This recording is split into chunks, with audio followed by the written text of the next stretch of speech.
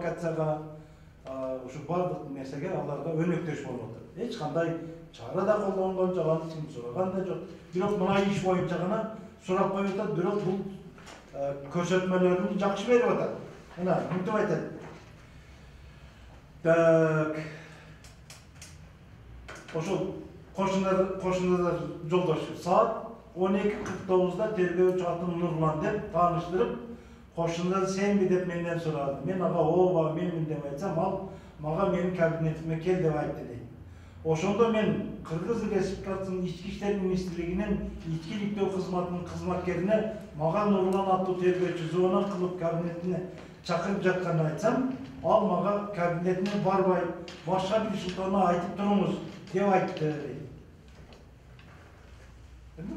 Ошо 1 саат кармап булар план түзүп, анан кийин жөнөтүп атат. Бул иштин ичинде бар, а муну көрбөйт да. УКМКда азыр эми ички иштер кызматкерлерди чалгындырып атпайбы? СБ деген ички иштер министрлигинин ички иликтөө кызматы. Милиция.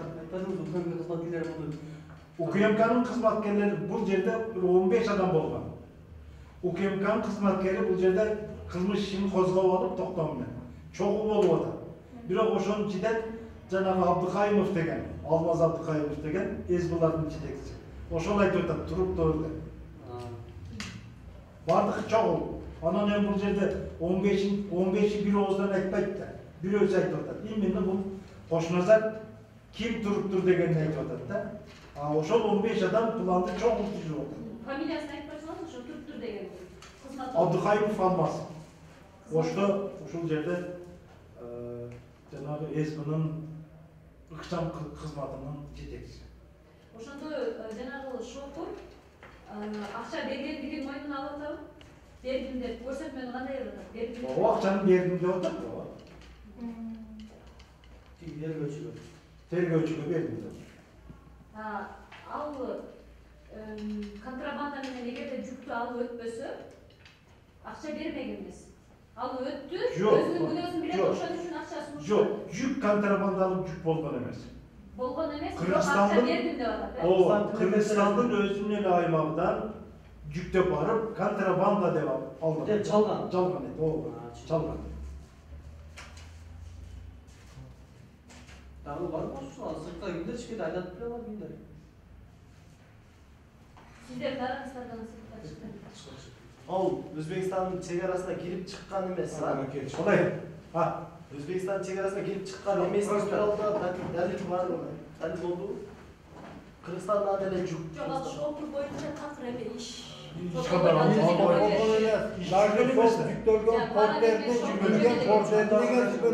Машине портер бөлөк болгон. Портер башка адамдыкы. Огаткан ыкчам кызматкер иштебет. Мен аттым деп атат. Мыйзамдын чегиде карасам, Кадамжай райондук ички иштер бөлүмүнүн короосунда ок чыгарууга мүмкүн эмес. Тыюу салынган. 15-белине бар. Ички иштер бөлүмү деген мыйзам бар бизде Кыргыз Республикасында. Ошонун 15-беленесинде жазылган.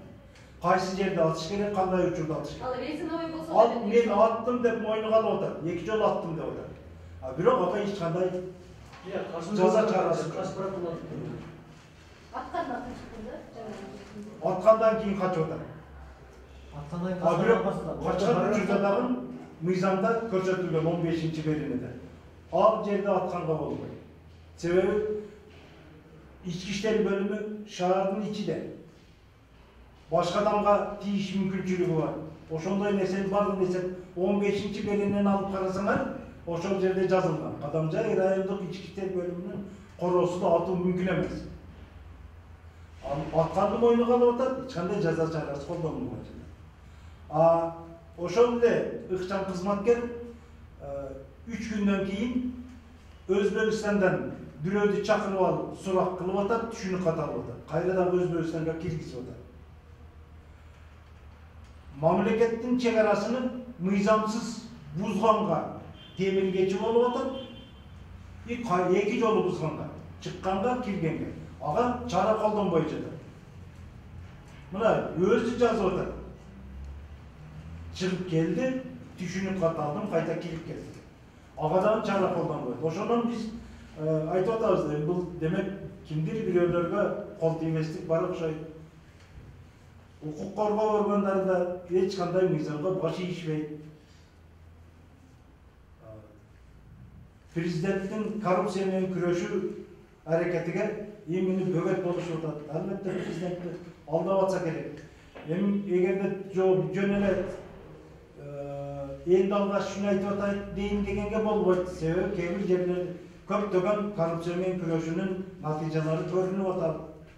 Анан эми ушул жерде мындай уюшкан же болбосо кесиптештер карга көзүн чокубайт деп биrini бири коргоп аткандай болот. Президентти алдап атат да президентке жеткен жок бул.